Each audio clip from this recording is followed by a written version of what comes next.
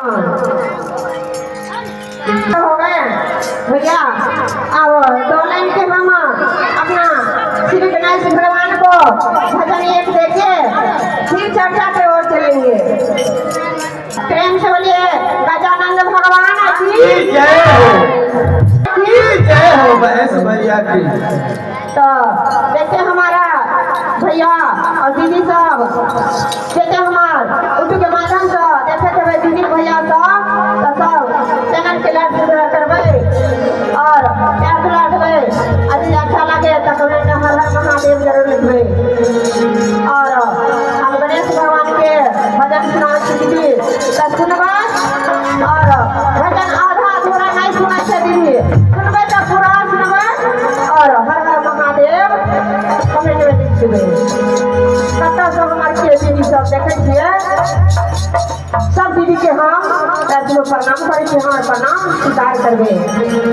तो देखे सबसे पहले अपना शिव गुरु के चरण में प्रणाम करती हूँ, मैया भवानी को चरण में प्रणाम करती हूँ, साहेब भैया नीलम दीदी को चरण में प्रणाम करती हूँ। मेरा प्रणाम स्वीकार कीजिएगा। अपने माँ धरती को चरण में प्रणाम करती हूँ, मेरा प्रणाम स्वीकार कीजिएगा। चर्चा स्थल पर जितने गुरु भाई गुरु बहन बैठे हैं सबको चरण में कमल में प्रणाम करती हूँ, मेरा प्रणाम स्वीकार कीजिएगा। और उर्दू के माध्यम से जितने हमारे गुरु भाई गुरु बहन देखते होंगे सबको चरण में मैं प्रणाम करती हूँ, मेरा प्रणाम स्वीकार कीजिएगा। और गणेश भगवान के भजन देती हूँ, सुनिएगा। तो पियारा पियर धोतिया ये बाबा पियर ये बाबा पियर ये बाबा पियर पियर करेला जनवा रउआ के बाबा पियर पियर करेला जनवा रउआ के बाबा पियर पियर करेला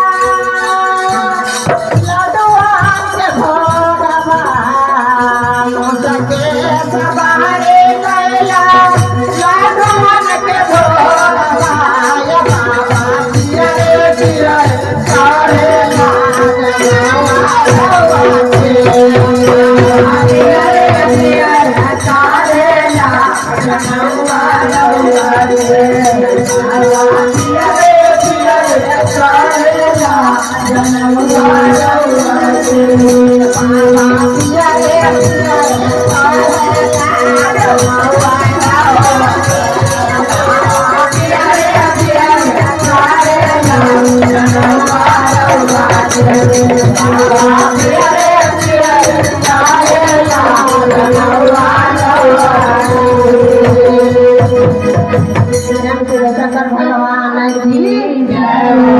हर हर महादेव की जय हो।